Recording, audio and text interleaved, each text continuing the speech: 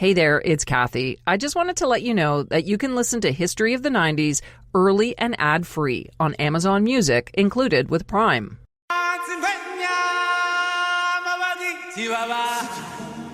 If you were a kid in the 90s, there's a pretty good chance that music was a soundtrack to your childhood.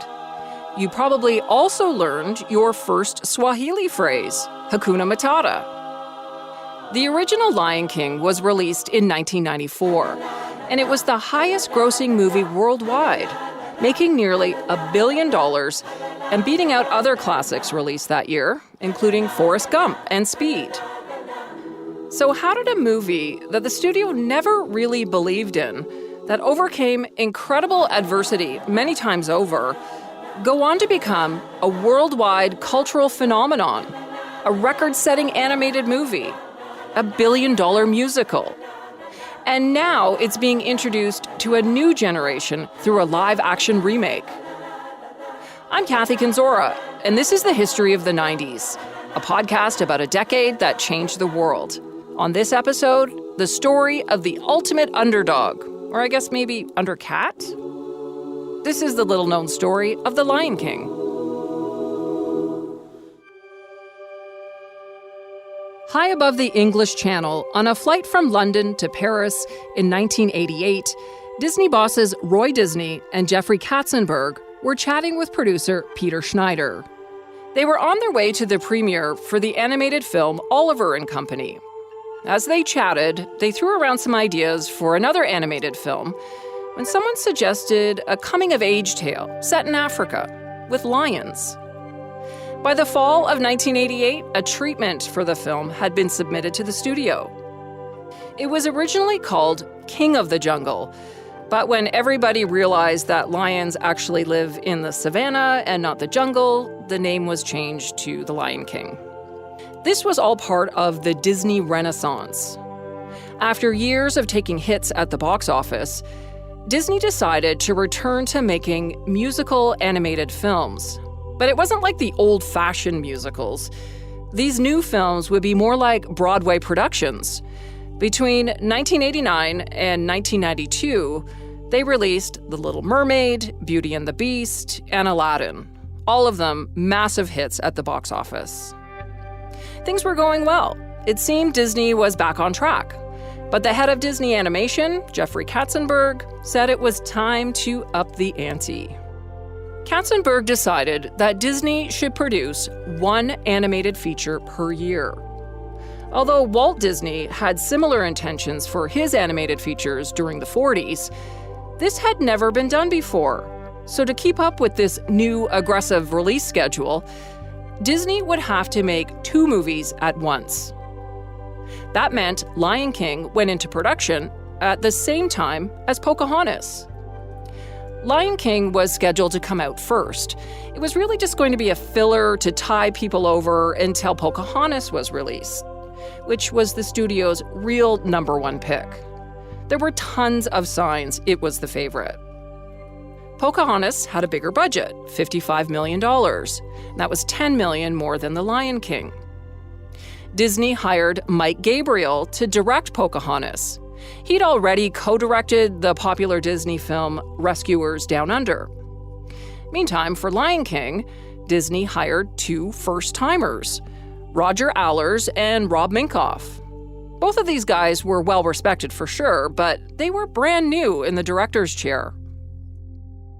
Then Disney assigned Glenn Keane to be in charge of animating Pocahontas. He was Disney's best animator at the time and had been in charge of animation for Ariel, The Beast, and Aladdin. Everyone immediately thought, well, if Keane is on Pocahontas, that must mean it's more important than Lion King. So Pocahontas had more money, a better director, and the #1 animator. Because of all of that, most of Disney's animators wanted to work on it.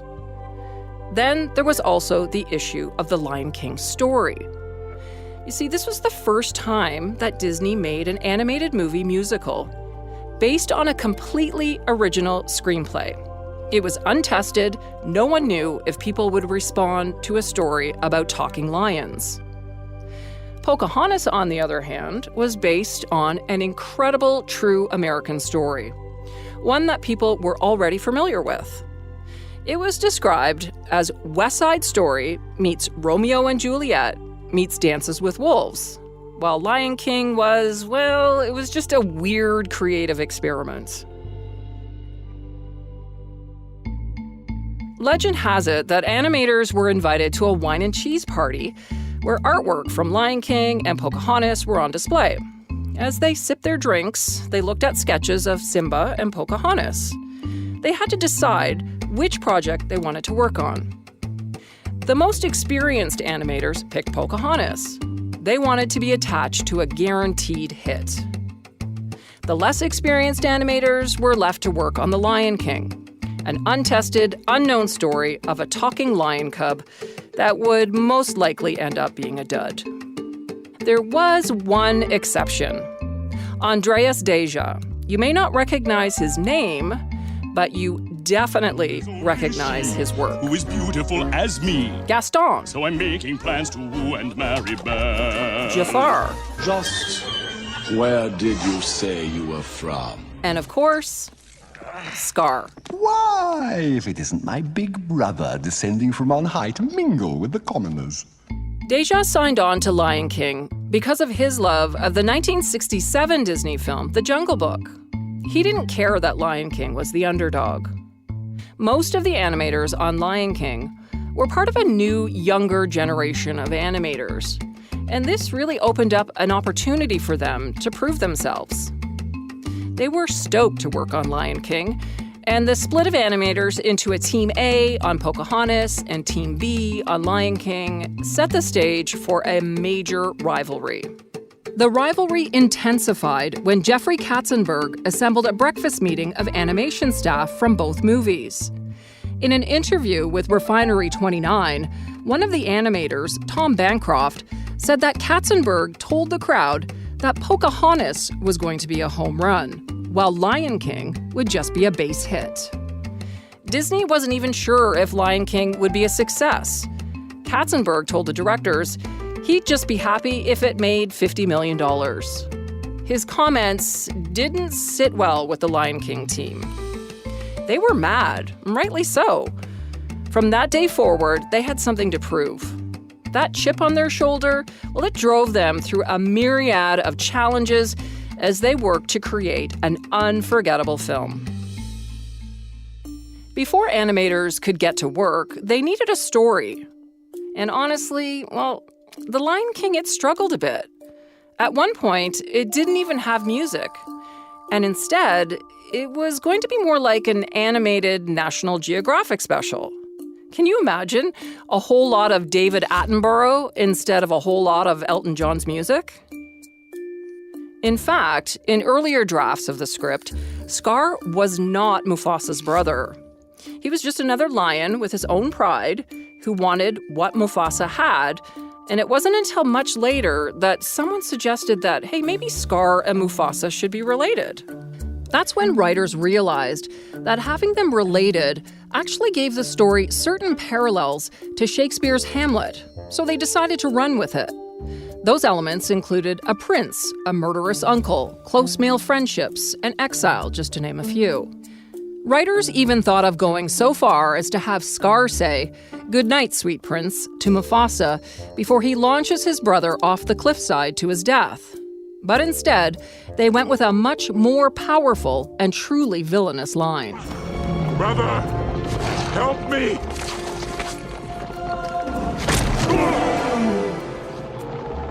Long live the king. For many of the movie's young viewers, it was the first time they had seen an impactful and powerful death on screen. That was made even worse by Simba's simple and traumatic, "You gotta get up." I'm sorry if you're crying right now thinking about it, so I'm gonna give you a minute. Now, if you think that somewhere in some happier alternative universe that Simba grows up with his father by his side, you're wrong. Mufasa was always going to die. Because for the Lion King filmmakers, it was always going to be Simba's rite of passage into adulthood. Over the course of production, many things changed, as they do when making any movie. Songs were swapped, jokes were changed, but one thing always stayed the same: Mufasa's death. His death and the circumstances surrounding it were never altered. It was always going to be a stampede. And children in the 90s were always going to grow up a little bit hesitant of wildebeest.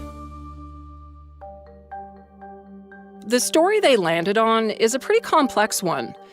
It's an emotional, coming-of-age story filled with love and redemption. It's about family conflict and the responsibility of following in your father's footsteps, accepting the circle of life. Once the story was finalized, the B-Team animators on Lion King worked their butts off to get the drawings right. On a number of occasions, they actually brought lions into Disney Studios so that they could watch them walk around and play with each other. Wildlife expert Jim Fowler paraded adult lions and lion cubs around a room while dozens of animators sat with pencil and pad and sketched the animals' every move. They did the same with hornbills so they could learn to sketch the bluebird named Zazu, who was Mufasa's uptight butler. Like most animated films, the animators worked 60 to 80 hours a week on The Lion King. It was hard work. And then things got a whole lot harder. This is a magnitude 6.6 earthquake. It was centered in the northern San Fernando Valley area. They're still trying to ascertain the exact epicenter. They've been in contact with the National Earthquake Center in Golden, Colorado, and the 6.6 number is what both agencies have agreed on. At 4:30 a.m. on January 17th, 1994, the San Fernando Valley, the headquarters for the Lion King team, was rocked by a 6.7 magnitude earthquake. The earth shook for about 10 to 20 seconds.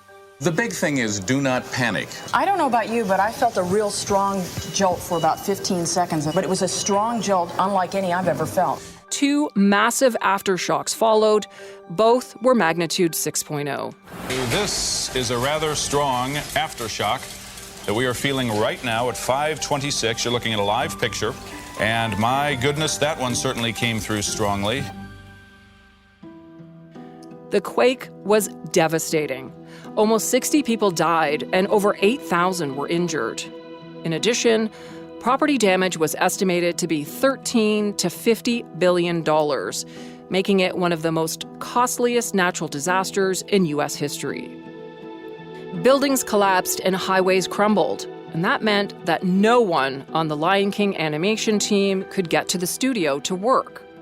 See, the film's release date was fast approaching, and deadlines had to be met. This was 1994, which means the internet was in its infancy. There was no Google Docs, and telecommuting wasn't a thing. Unrelenting, the tenacious animators came up with a plan. To prove Katzenberg wrong, to prove what they were working on was a winner, they were going to finish this film no matter what. So the Lion King animators did like Walt Disney in 1923, and they set up temporary studios in their garages and homes, and completed the film on time. They pushed through and got it done.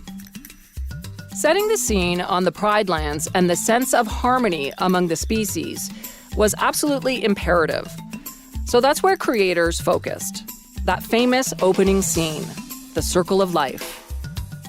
Once complete, they screened it for Mike Eisner, who was the head of Disney at the time. When the screening ended, Eisner informed the creative team that they had messed up big time. They were confused. How was that even possible?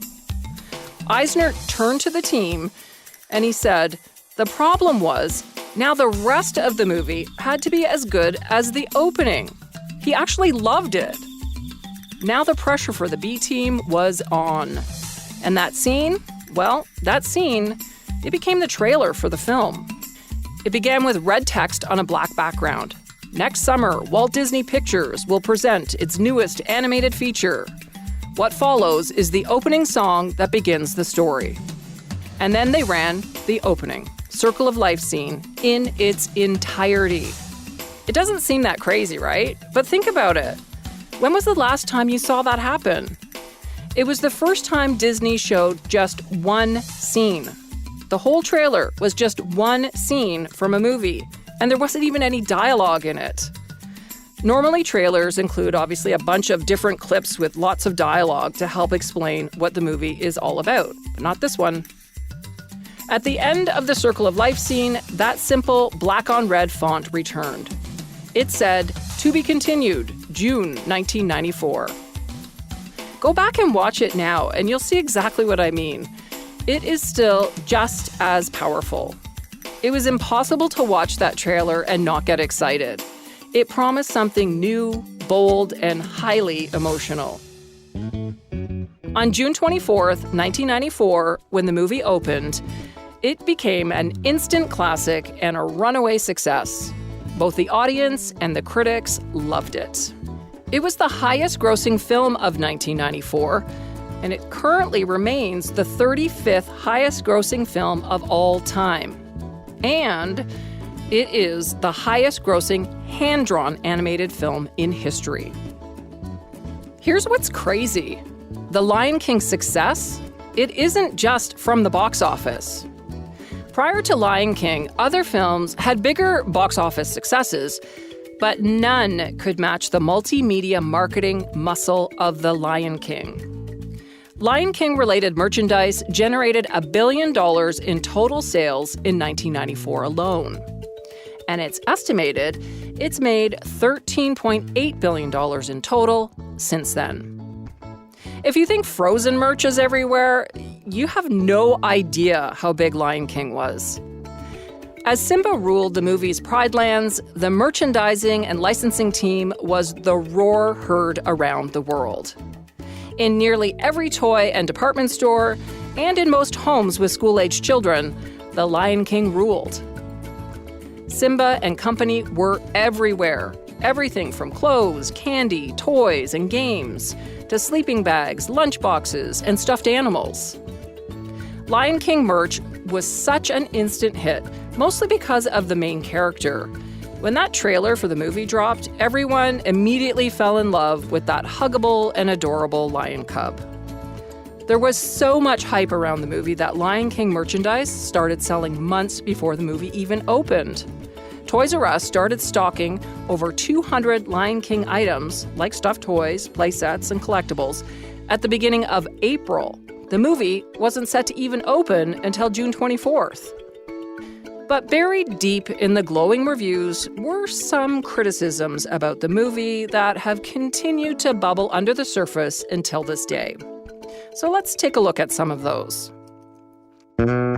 First, there were the rumors of plagiarism. As I mentioned earlier, Disney promoted Lion King as their first big original animated feature. It wasn't a retelling of a fairy tale or previously known story. And while the film seemed to take a lot of inspiration from Hamlet, or even maybe Moses from the Bible, its originality was widely praised by critics and audiences. But not everyone was impressed. After the movie was released, many were shocked by its similarities to a Japanese-created American TV show called Kimba the White Lion. Your father was a great and noble lion. Will you always try to prove yourself worthy of him, Kimba? Yes. Kimba, huh? I like it. Now I want you to leave the ship, my son. You must find your way back to the jungle, for that is your home. I will, Mama.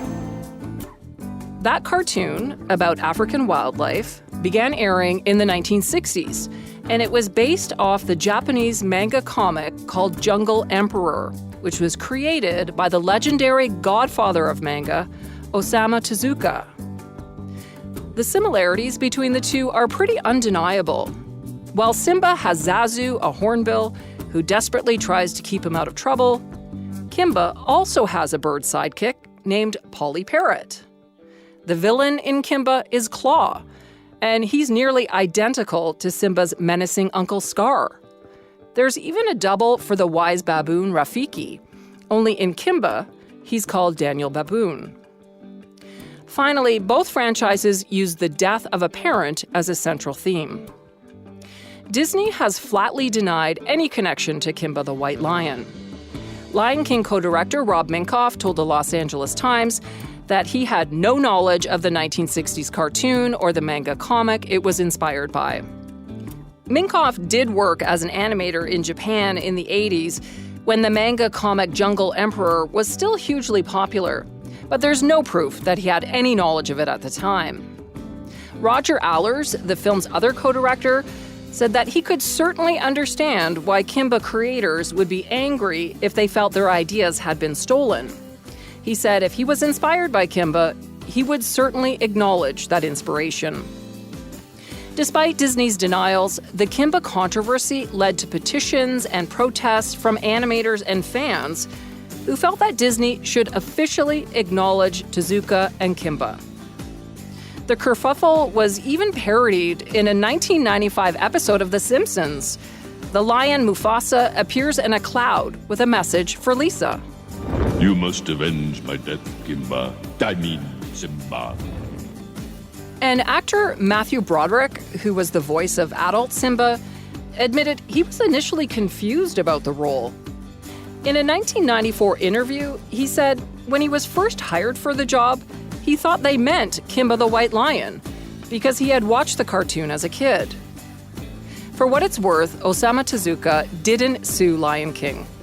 Tezuka died in 1989, and Tezuka Productions, which controls the rights to his works, told the New York Times that Tezuka was an avid Disney fan, and he would have been flattered if his work inspired The Lion King.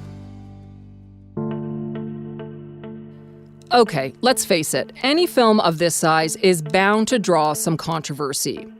And when you produce a film with the magnitude and impact of The Lion King, people will scrutinize the film and its creators even more.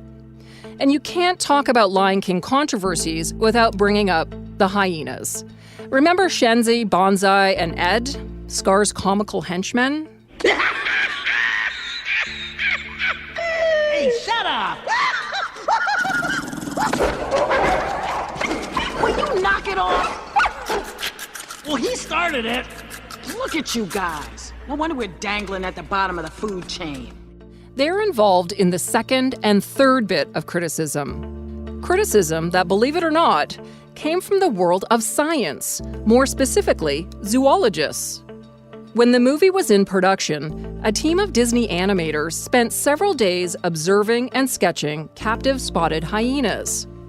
They lived at the Field Station for Behavioral Research, run by Dr. Lawrence Frank and Stephen Glickman from Berkeley University. The scientists asked the animators to make sure that the hyenas in the film were portrayed positively in the movie. They felt hyenas had unfairly gotten a bit of a bad rap in society as evil, mangy-looking scavengers. They argued that hyenas were actually intelligent, strong, beautiful creatures. When the movie came out, Shenzi, Banzai, and Ed, well, they were portrayed as idiotic, mangy villains who triggered the wildebeest stampede that killed Mufasa. The Berkeley scientists were outraged at what they saw. They called for a boycott of The Lion King as a way to preserve hyenas in the wild. In an academic paper called The Spotted Hyena, From Aristotle to the Lion King, Reputation is Everything, Glickman wrote about how Lion King's portrayal of Shenzi, Banzai, and Ed could harm the general population's understanding and interest in hyenas. They called for a boycott of the film to help conserve the animals in the wild. The hyenas' stupidity wasn't the only controversy surrounding the animals. A bigger issue came from the hit song Be Prepared. In a July 2014 Business Insider article, Frank Pallotta wrote, "What most people don't realize is that The Lion King's animators based much of the scene on a 1935 Nazi propaganda film titled Triumph of the Will that documents 1934 Nazi Germany. It's clear from your vacant expressions, the lights are not all on upstairs." As Scar sings the song, he sits high atop a cliff, looking down at an army of hyenas who goose-step in perfect formation. That probably went over your head when you were a kid, but take a look now. It's pretty wild. If Nazi propaganda wasn't enough, there's the argument made by critics, including Harvard Medical School psychologist Carolyn Neuberger, on the racial insensitivities of The Lion King. Now, this might come to you as a surprise, and you might think that it's conjecture, but remember the voices of the characters? Specifically, where they sound like they're from. In the book, Film, Politics, and Education, Cinematic Pedagogy Across the Disciplines, Ching-Fang Sun argues that The Lion King's morality reflects an ideology that benefits the ruling elite while disempowering the subordinates. Mufasa and Simba? Well, they sound American, right? Zazu and Scar? Well, they're clearly British and very posh at that. In fact, almost every character sounds American or British, with a notable exception: the troublesome hyenas. The hyenas were the villainous henchmen of the movie, and so Ching-Fang Sun argued that to make them sound evil, they went with ethnically Hispanic voices or accents like they were from urban city centers. The voices of the hyenas were played by Cheech Marin and Whoopi Goldberg, both non-white actors. You could argue against it by pointing out that Scar was evil and sounded British, but that just meant he got to be in charge of all the lesser ethnic villains. In fact, the movie goes out of its way to show that British Scar is intelligent and cunning, while the hyenas are savage and stupid. Now, this wasn't the first time that a Disney movie has seen this type of criticism. In fact, with today's lens, some of the ethnically defined characters wouldn't be accepted by society, and Disney agrees. The Black Crow in the 1941 film Dumbo, named Jim Crow, and the studio's controversial 1946 film Song of the South will not have a home on the soon-to-be-released streaming platform Disney+. Speaking about these films in 2011, Disney chief executive Bob Iger said the films wouldn't necessarily sit right or feel right to a number of people today, and there wasn't a business case for it either. To be perfectly clear, when it comes to The Lion King, Disney went to great efforts to pay homage to the cultures of Africa when making the film. The soundtrack was filled with percussive sounds and vocal harmonies, along with 5 different languages from Africa, including Zulu and Swahili.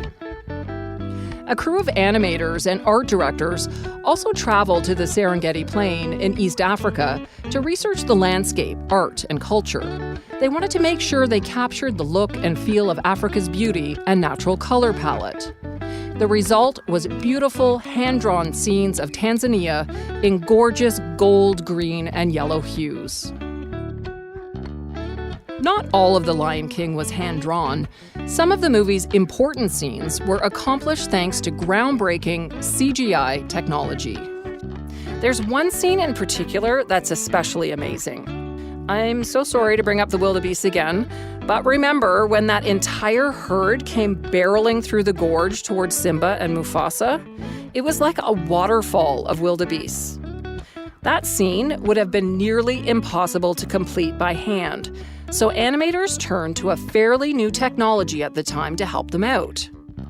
Using computer-generated imagery, or CGI, animators were able to replicate the animals from all different angles.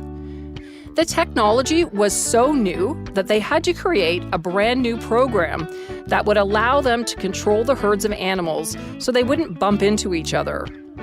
This was cutting-edge stuff and a very impressive feat for animators. It took 5 specially trained animators and technicians 3 years to complete. That's right, it took 3 years to complete one 2.5-minute sequence. But it wasn't just the visuals that set Lion King apart. It was also the music. Hakuna Matata, what a wonderful phrase. Hakuna Matata, ain't no passing craze. It means no worries for the rest of your days. The fan favorite and Oscar-nominated song was written by Elton John and Tim Rice. It was playfully sung by Timon and Pumbaa in the movie, portrayed by Broadway veterans Nathan Lane and Ernie Sabella. It's a key moment in the movie We literally see Simba become an adult as the meerkat and warthog give a young mourning Simba life advice to help him put the past behind him and live carefree. It's their philosophy, Hakuna Matata.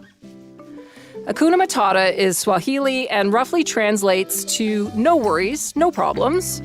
The Disney crew who traveled to Africa heard their tour guide use this phrase and suggested it be worked into the movie somehow. After Lion King, the Swahili saying was known and used around the world. It still is. The same year the original Lion King was released, Disney trademarked the phrase Hakuna Matata. Now, you might have heard that in 2018, an activist from Zimbabwe started an online petition calling on Disney to relinquish the trademark, which he said was another example of Africa being exploited. He compared it to colonialism. The petition gained some traction and has received about 200,000 signatures at the time that we recorded this. But to be fair, the Disney trademark only applies to the use of Hakuna Matata on t-shirts that also make reference to the Lion King, and it doesn't prevent other people from using the phrase.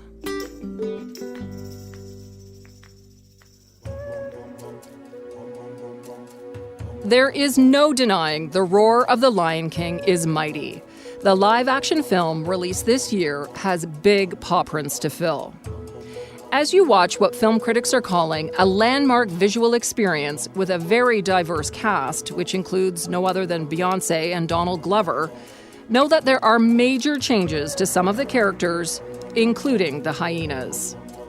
Florence Kasumba, Eric Andre, and Keegan-Michael Key will play the 3 spotted hyenas who are Scar's henchmen. In a June 14, 2019 article in Empire magazine, director Jon Favreau mentions that the hyenas' characterizations were heavily altered from the original film. Favreau felt that they had to change a lot to fit the remake's realistic style, stating that a lot of the stuff in the original film was very stylized. Other changes you'll find will be in the music. In an Entertainment Weekly article from April 25, 2019, Favreau earmarked the film's music as its other major arena ripe for renewal. With all 5 songs from the 1994 film featured again, including Be Prepared and I Just Can't Wait to Be King, he hoped to spark collaborative magic by reuniting the original music team of Zimmer, John, Rice, and arranger Lee Boehm with Childish Gambino and Beyoncé. Each iteration of The Lion King seems to bring its own spin to the music, while still feeling related to what we all connect to as The Lion King. Favreau said having Donald Glover and Beyoncé involved, and not trying to create new songs, but trying to build on what people remember and love about the old ones, has been really fun and formative. 25 years later, and Lion King is poised to rule the world again. The legacy of Pride Rock is undeniable. The Broadway musical that opened 3 years after the original film was released is the biggest box office hit of any work in any medium of all time. The little movie that could, the one with the B team, that wasn't even supposed to be as successful as Pocahontas, continues to be as relevant today as it was in 1994.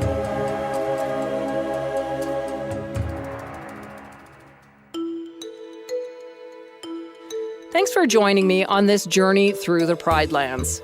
If you haven't already, make sure to subscribe so you never miss an episode. While you're there, don't forget to rate and review us. It helps spread the word and get more people to find the podcast. We're available for free at Apple Podcasts, Spotify, Google Podcasts, and everywhere else you get your streaming audio. You can also listen at curiouscast.ca. Be sure to check out the show notes for more information about what you heard today and links to all our guests. If you want to reach out to me, you can find me on Twitter at 1990s History, on Facebook, and you can always email me at 90s@curiouscast.ca. That's 90s@curiouscast.ca. This show is hosted and co-written by me, Kathy Kenzora, and Dila Velasquez, our producer. Sound design and final production is by Rob Johnston. See you next time for more history of the 90s.